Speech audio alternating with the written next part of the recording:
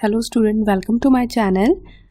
Let's start next topic of unit first which is Gauss law. So इस video ਦੇ ਵਿੱਚ ਅਸੀਂ Gauss law ਦੀ definition और ਉਹਦਾ proof ਪੜਨ ਜਾ ਰਹੇ ਹਾਂ। ਸੋ ਸਭ ਤੋਂ ਪਹਿਲਾਂ ਅਸੀਂ ਉਹਦੀ definition ਦੇਖ ਰਹੇ ਹਾਂ ਕਿ Gauss law ਕੀ ਚੀਜ਼ ਆ। Gauss law ਦਾ second name ਆ Gauss theorem। ਸੋ ਤੁਸੀਂ ਇਹਨੂੰ Gauss theorem ਵੀ ਬੋਲ ਸਕਦੇ ਆ, Gauss law ਵੀ ਬੋਲ ਸਕਦੇ ਆ। ਇਸੇ ਤਰ੍ਹਾਂ example ਜੋ ਪੇਪਰ ਦੇ ਵਿੱਚ ਆ ਜੋ दोनों वर्ड्स आ सकते हैं state and prove Gauss law, state and prove Gauss theorem. So confuse नहीं होना, theorem and law both are a same thing. It states that the total electric flux through a closed surface. बच्चे आप word ध्यान रखना, closed surface मतलब it's compulsory कि थोड़ी किसी क्लोज्ड सरफेस के अंदर ही गॉस थ्योरम लगेगी। ठीक है, कोई लाइन सिंपल लाइन के उपर गॉस थ्योरम नहीं लगेगी। सो क्लोज्ड सरफेस होनी चाहिए। So total electric flux through a closed surface किहदे इक्वल आएगा 1/μ0 times the magnitude of the charge. जिन्ना इहदे उपर चार्ज आ उहदे इक्वल आ जाएगा। सो मैथमैटिकली इहनूं किद्दां लिखांगे, इलैक्ट्रिक फ्लक्स नूं काहदे नाल डिनोट किया जाता, फाई नूं असीं लिख दिता phi of a closed surface is equal to. So किहदे इक्वल है, क्लोज्ड सरफेस आ बच्चे, की आएगा क्लोज्ड सरफेस। ठीक है, is equal to 1/μ0 times. 1/μ0 times मतलब phi is equals to 1/μ0 times 1/μ0 times the magnitude of the charge. Magnitude of charge मतलब क्यू, ਇਹਦਾ मतलब फाई ਦਾ आंसर की आ जाएगा Q divided by epsilon naught. But असी लास्ट वीडियो ਦੇ ਵਿੱਚ कर चुके हैं जिन्नियां भी असी गॉसियन सरफेस लैंदे आ ਉਹਦੇ ਉੱਤੇ ਕੋਈ ਨਾ ਕੋਈ ਇਲੈਕਟ੍ਰਿਕ ਫੀਲਡ ਨਿਕਲ ਰਹੀ ਆ। ਸੋ ਇਲੈਕਟ੍ਰਿਕ ਫੀਲਡ ਕਿੰਨੀ ਹੋਏਗੀ, E। ਸੋ ਉਹਦਾ परपेंडिकुलर डिस्टेंस होएगा सरफेस ते कोई ना कोई विच इज़ DS। ठीक है, सरफेस एरिया होएगा। सो साडा की बन जाएगा E.ds। सो असी लिख सकते हैं phi is equals to closed integral of E.ds is equals to Q divided by epsilon naught. Clear हो गया बच्चे। सो चाहे तुसी इस तरीके नाल लिखो, चाहे तुसी इस तरीके नाल लिखो, दोनों ही ठीक है, सही है। सो नैक्सट असी इहदा प्रूफ करन जा रहे हैं। प्रूफ किया, if a point charge Q is placed at a centre of sphere. सब तो पहले एक सफेयर लै लो, मैं ऑलरेडी डायग्राम बनाई हुई है। एक सफेयर लै लो, ये बिल्कुल सेंटर के उपर O पॉइंट के उत्ते एक प्लस Q चार्ज रख दिता ऑफ रेडियस R, और ये रेडियस कितनी आ R। सो इनू वैक्टर फॉर्म के विच असीं लिख रहे हैं। Then the electric field at a surface of the sphere. असीं मान लो इत्थे कोई पॉइंट P आ जिथे आके टकरा रहा, P पॉइंट के उत्ते असीं इलैक्ट्रिक फील्ड पता करनी आ। ठीक है, of the sphere is given by. हुण देखो इन्ना कुछ जो स्मॉल एरिया आ बच्चे, आ निक्का जिहा एरिया जो कंसीडर किया आ, इस एरिया नूं असीं किहड़ा एरिया बोलते हैं, area element.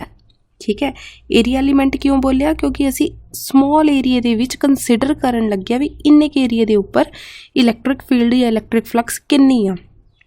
Done.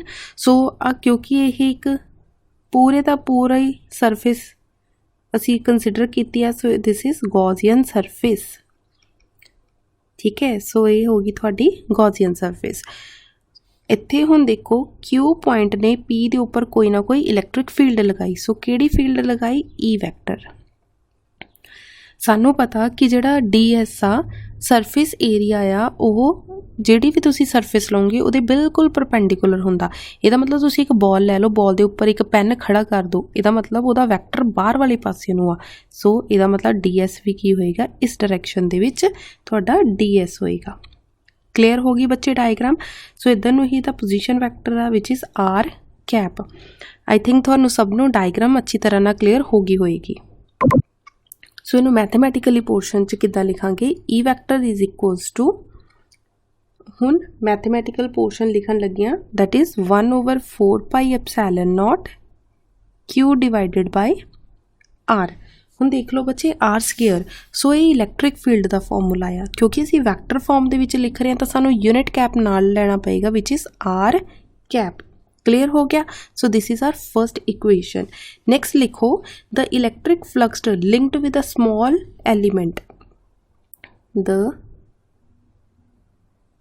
Electric flux linked with a small element।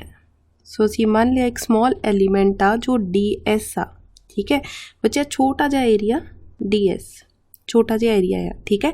Small area DS दे नाल around a point P, around a point जिहड़ा असी P पॉइंट दे अराउंड कंसीडर कर रहे हैं, इज़ गिवन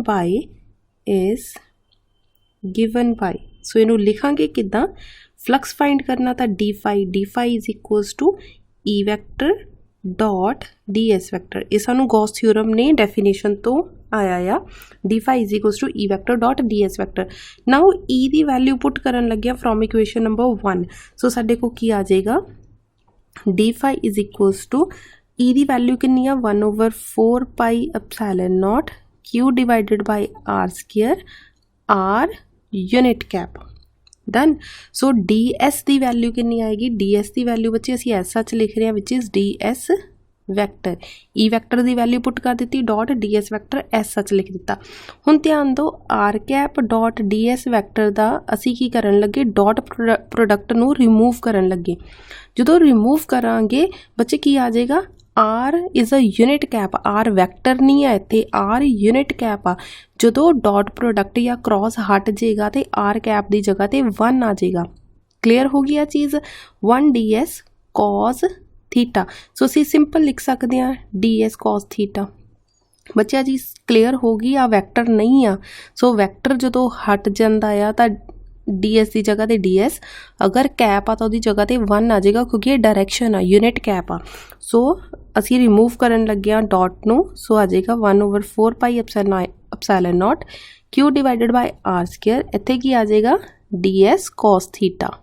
ठीक है, तुसी आ टर्म बच्चे साइड ते लिख सकते हैं, where R cap dot DS vector is equals to this term. So इत्थे तुसी असी डायरैक्ट लिख दिता, डी फाई का आंसर आ गया 1/4 pi epsilon not Q divided by R square DS cos theta.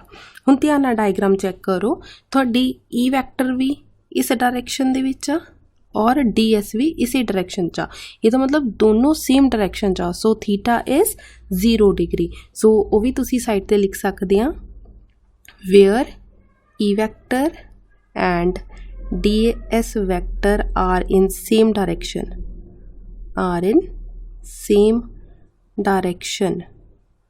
so theta equals to 0 degree. ठीक है, सो बच्चे ये भी चीज़ तुसी साइड ते लिख सकते हैं। सो आ गया 1/4 pi epsilon not Q divided by R square. What is cos 0 degree, cos 0 degree equals to 1। So असी इहदी जगह ते डायरैक्ट 1 पुट कर देंगे। ठीक है, आ तुहाडा आ गया डी फाई का आंसर। बच्चे आ चीज़ क्लीयर होगी। सो ये तुहाडा फाइनली डी फाई का आंसर आ गया। हुण असीं पता करनी आ टोटल फ्लक्स, ये आ गई स्मॉल फ्लक्स।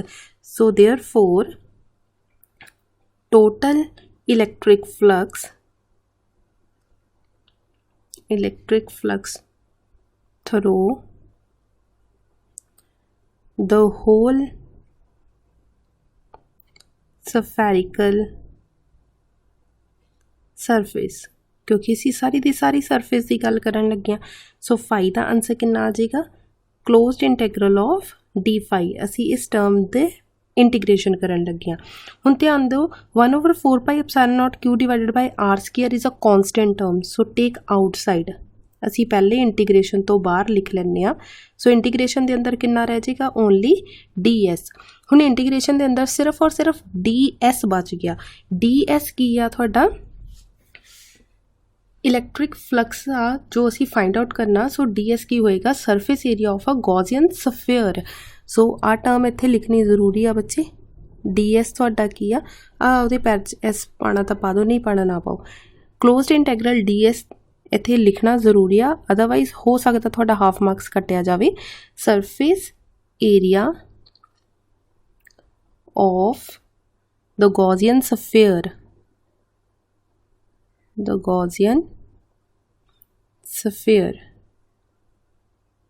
सो गॉसियन स्फीयर का की आ area which is equals to 4 pi R square. तुसी छोटी क्लासिस दे विच 7th 8th 9th 10th दी विच ये टर्म पढ़ चुके हैं कि एरिया जड़ा आ स्फीयर का सरफेस एरिया कितना हुंदा आ 4 पाई R स्क्वायर। इहदा मतलब असी ਆ ਪੂਰੀ ਟਰਮ ਦੀ ਜਗ੍ਹਾ ਤੇ ਕੀ ਲਿਖਣ ਲੱਗੇ ਆ 4 ਪਾਈ ਆਰ ਸਕੁਅਰ। ਜਦੋਂ ਅਸੀਂ ਇੰਟੀਗ੍ਰੇਸ਼ਨ ਸਰਫੇਸ ਏਰੀਆ ਦਾ ਕਰਾਂਗੇ ਇਹਦੀ ਜਗ੍ਹਾ ਤੇ ਕੀ ਆ ਜਾਏਗਾ 4 pi R square. So finally ਸਾਡੇ ਕੋਲ ਫਾਈ ਦਾ ਆਂਸਰ ਕਿੰਨਾ ਆ ਜਾਏਗਾ 1/4 pi epsilon naught Q divided by R square. ये तो ऑलरेडी पहले ही लिखा होया। मल्टीप्लाई की मतलब क्लोज्ड इंटैग्रल ds की जगह ते की लिखन लगे 4 पाई आर स्केयर। बच्चे जिहड़ी टर्म कट हो रही है कट दो 4 पाई दे नाल 4 पाई कैंसल आर स्केयर ना आर स्केयर कैंसल। फाइनली साडे को की बच गया phi is equals to Q divided by epsilon nought. देखो असी प्रूफ कर दिता। यही चीज़ असी प्रूफ करनी सी कि Q phi is equals to Q divided by epsilon naught आएगा कि नहीं आएगा। So this is Gauss theorem. This is Gauss theorem done. So this is the final answer. ध्यान नाल देख लो असी स्टार्टिंग कित्थों कीती सी 1/4 pi epsilon not Q divided by R square तो कीती सी, ठीक है इत्थों। So D phi E dot D S जो असी प्रूफ करना सी। सो इत्थों स्टार्ट किया और इत्थे एंड कर दिता Q ओवर एप्सिलॉन नॉट तो। So E dot D S तो ही स्टार्ट किया सी। ध्यान नाल देख लो ई डॉट डी एस तो स्टार्ट किया सी। दैन ई दी वैल्यू पुट की आ वाली। दैन उन्होंने नैक्सट स्टैप दे विच स्टैप बाय स्टैप सॉल्व किया। लास्ट विच साडा फाई दा आंसर आ गया Q divided by epsilon naught. इहदा मतलब साडा प्रूफ हो गया कि ये लॉ बिल्कुल सही आ। So this is our Gauss theorem. बच्चे इहदे विच किसी तरह की कोई प्रॉब्लम होवे, कोई मैथमैटिकली स्टैप तुहानूं समझ ना लग्या होवे तां पुछ लेना। Thank you.